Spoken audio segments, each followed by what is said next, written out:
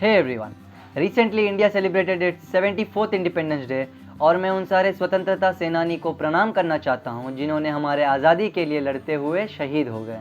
In this month of August, we had two auspicious occasions, namely rakhi and Independence Day.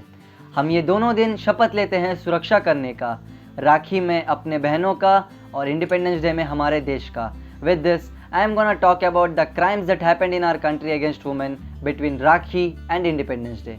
August 9th, lab technician rapes 17 years old girl in Delhi hospital after promising her job offer. August 10th, man rapes 16 years old girl in Netaji Subhash place, arrested after 3 days on run. August 12th, in another UP horror tale, teenage girl raped and signed with cigarette butts by duo in Gorakhpur. A day before independence on 14th August, family alleges 9-year-old girl raped, killed by neighbor in UP's Chandausi area. Aurat, she has continuously been victim of various crimes in this male-dominated society, जहां माँ बनाकर मंदिर में पूजा किया जाता है और माल बनाकर बाहर मसल दिया जाता है। मैं ये शर्म के साथ कह रहा हूँ कि आज़ादी सिर्फ देश को मिली है, देश के औरतों को नहीं।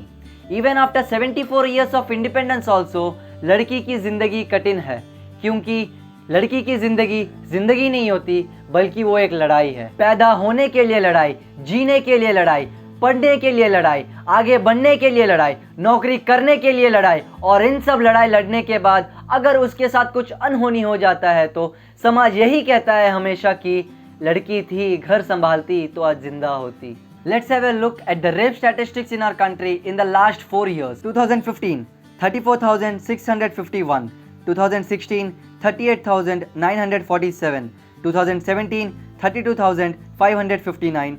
And 2018, 33,356. इतने बड़े रेप की संख्या को देखने के बाद एक बात सोचना ज़रूरी है, जिस देश में लड़की आज़ाद होकर घूम नहीं सकती है, उस देश का आज़ादी का क्या ही मतलब। ना चूल्हे की ना बिजली की ज़रूरत है तो बस एक ज़िंदगी मामूली सी।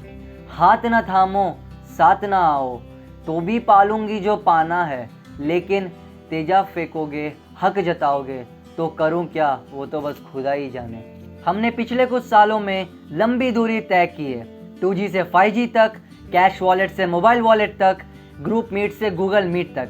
पर ऐसा विकास किसे चाहिए जिस विकास में आज के तारीख में एक लड़की सुरक्षित नहीं है। हमने बचपन से पढ़ा है कि India is a developing country and it will continue being a developing country until and unless these heinous crimes comes to an end. A rape happens every 15 minutes in our country. जी हाँ, आप मानो या ना मानो, यहाँ आप मेरी video देख रहे हैं और देश के किसी कोने में एक लड़की का बलात्कार हो रहा है। Rape, it's not just a name, it's a word to feel ashamed. It's a thing to showcase a society's fame and it has become a flame that will make the complete country tame. बलात्कार एक लड़की की ज़िंदगी बदल देती है। ना इज्जत, ना प्यार, ना नौकरी, ना त्योहार, बस वो पड़े रहेगी घर के किसी कोने में, क्योंकि नहीं होता उसमें धैर्य कि वो आए बाहर। I think the problem is not with the rapists rather than the problem lies with the law, क्योंकि वो ठान लेता है कि चाहे वो कुछ भी करे, आखिरकार वो पैसा देकर वापस आज़ाद हो जाएगा।